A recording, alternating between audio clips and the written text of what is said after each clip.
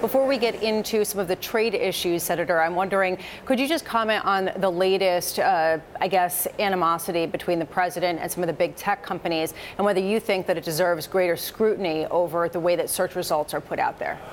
Well, I do think it should require a little more scrutiny. We certainly want to know that these tech companies are doing the right thing and providing fairness and equity in the World Wide Web. So I do agree with the president that we should look into this and hopefully have good results then. All right. So you do think that there should be some kind of broader inquiry. What would you like to see come out of that?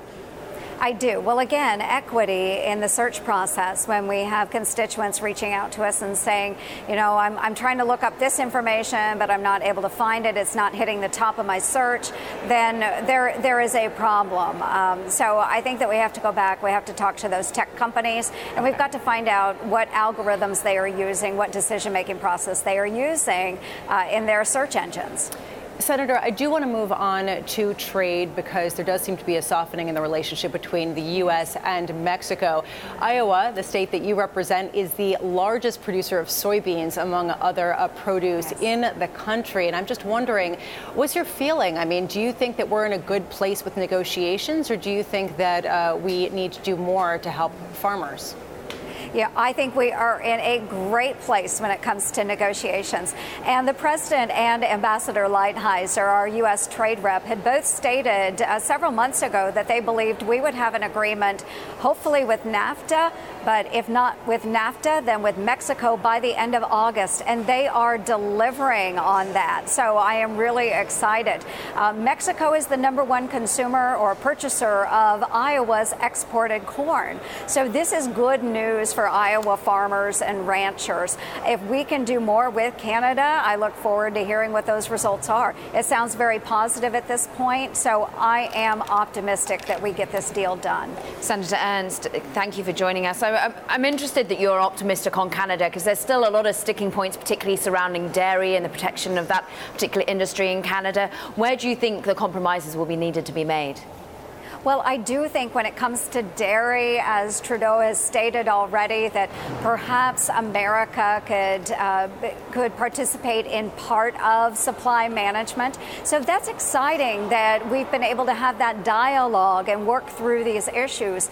We know that so many of our auto parts come through Canada. We want to be good partners with Canada. And certainly I heard Trudeau say that if it's good for middle-class Canadians, he will be supportive of it.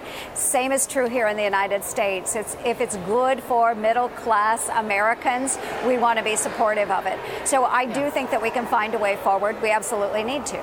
Senator, I want to get back to soybeans, because we've talked so much about soybeans here, just simply because the prices have fallen so much this year. I pulled up a chart on my screen. This is such a crucial product to your state, and I'm just wondering, I mean, do you fault or do you feel tension at all from your constituents about President Trump's policies that have arguably led to this big decline that we've seen in the price of soy?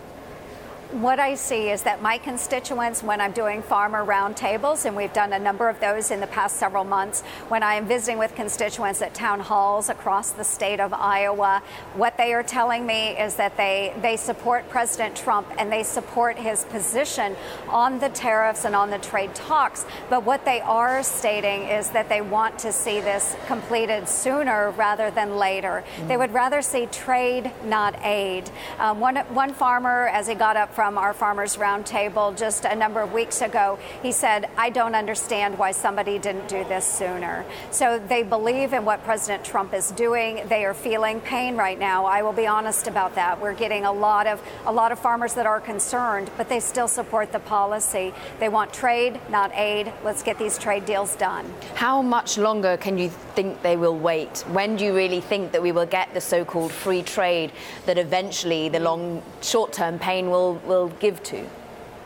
Again, I rather sooner rather than later, and I am hoping that we will see great progress within the next month or so, because our farmers, they are negotiating contracts, rental leases, they are talking to their bankers. They have to have this resolved, and the bankers have to know that they will be able to pay their loans and their mortgages. So it is imperative that the president acts sooner rather than later in the next couple of months. You mentioned soybeans. China is a large consumer of Iowa soybeans, but we see China as a much larger issue. There are so many other issues that we need to sort through as far as intellectual property theft and so forth. That may take us a bit longer.